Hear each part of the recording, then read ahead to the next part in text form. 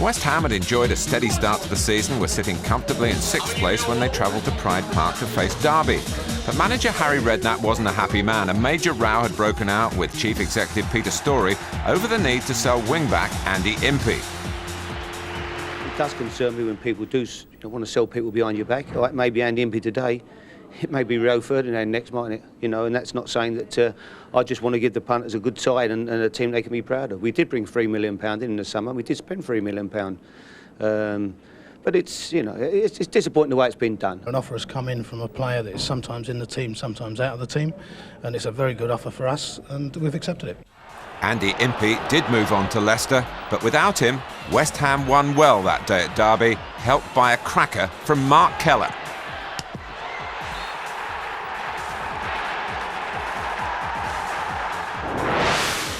Everton had to wait until the 23rd of November to win their first home game of the season at the 7th attempt.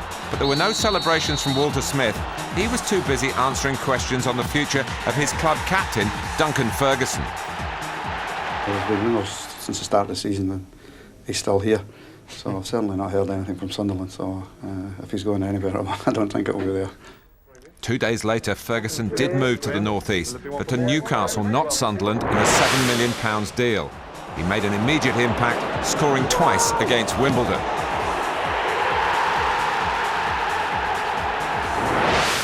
West Ham stood proudly in 2nd place after a 2-1 win over Tottenham, their highest league position for 12 years. Villa still setting the pace after coming back from 2 goals down to draw at Nottingham Forest.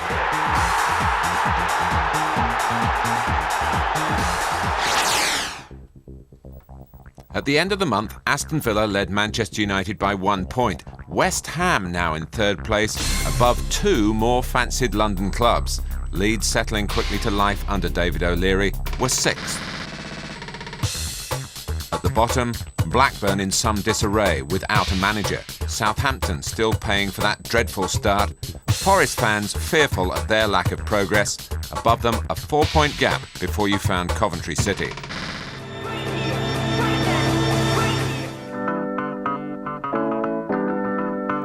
Brian Kidd, Alec Ferguson's right-hand man for 7 years at Old Trafford, broke the prolific partnership at the beginning of December to become the new manager at Blackburn Rovers.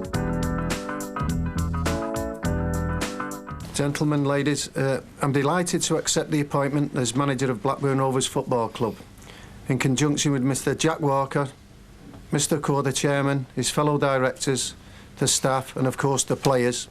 It is my intention to devote my full energies and experience to ensuring that the club climbs away from its position at the foot of the Premiership table.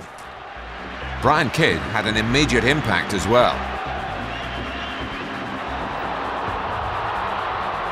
Davis! Oh, it's in!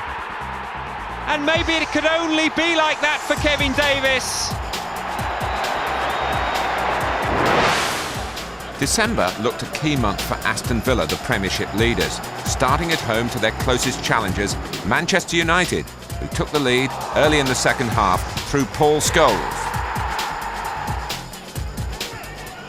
Dublin getting it down to Joachim. Gets past one. Aston Villa have equalised. We're pleased that we are above them. Really, we've pegged each other back. It was very important we didn't lose today. We've got the satisfaction really of knowing that we should have won. Changing times at Newcastle continued in December. David Batty left Tyneside to rejoin Leeds for £4.4 million. But back in charge at St James's Park, disgraced directors Douglas Hall and Freddie Shepherd. Also in December, another major test of Aston Villa's durability. A goal down to Chelsea and Zola at Stamford Bridge. They equalised through Lee Hendry, and it was 1-1 going into stoppage time. But Torre Andre Flo came off the bench to grab all the points with virtually the last touch of the game. It was Villa's first away defeat of the season. That gave Manchester United the chance to go top for the first time in the season, 3 days after they qualified for the Champions League quarter-finals. Ole Gunnar Solskjaer scored twice at White Hart Lane, but so too did Sol Campbell to illustrate Tottenham's resilience under George Graham.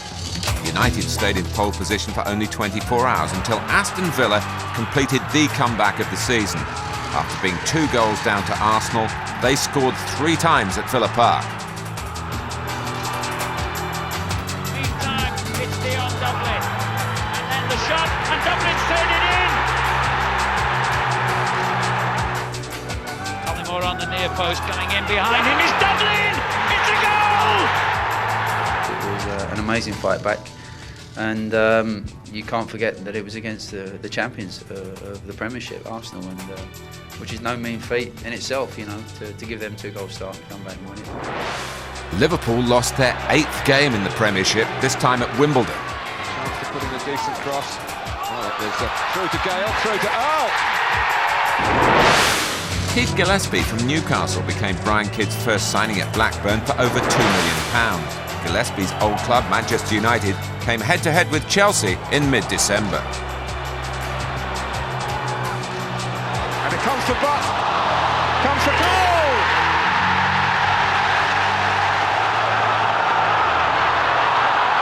Zola! All major games. It's not as if we get any sort of lighter games.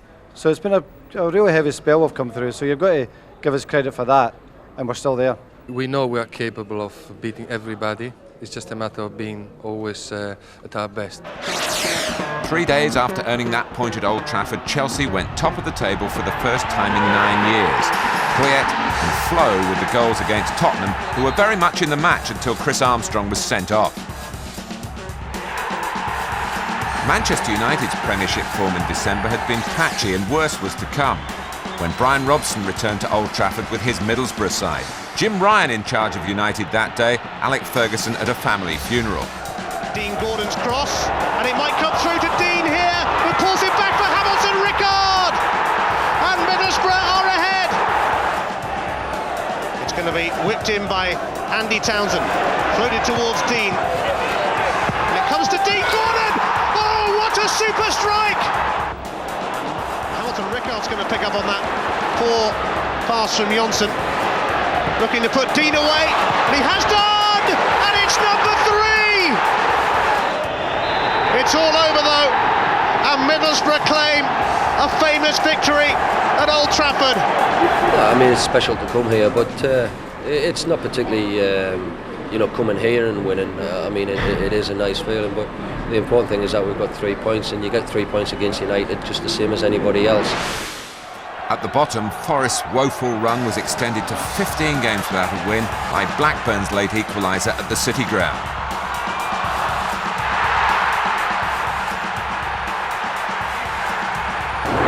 Aston Villa returned to the top of the table at Charlton, a pre-Christmas gift from Richard Rufus. Over the head of Stan Collymore, but Dublin in behind him, keeps it in play. Oh, it's an own goal!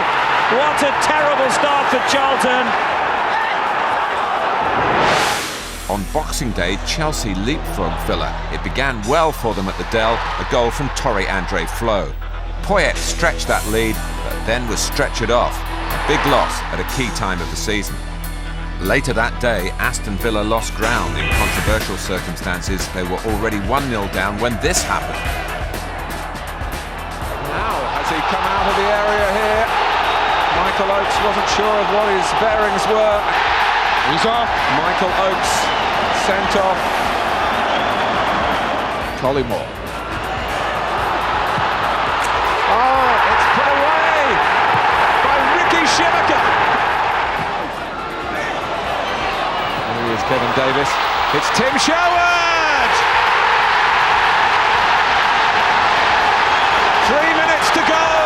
The skipper celebrates. The linesman's made a monumental error tonight in sending Michael Oakes off. Dermot Gallagher obviously had to take the advice of his linesman. The linesman suggested that he was outside the penalty box, and obviously the TV replay has shown that he wasn't. And we've suffered because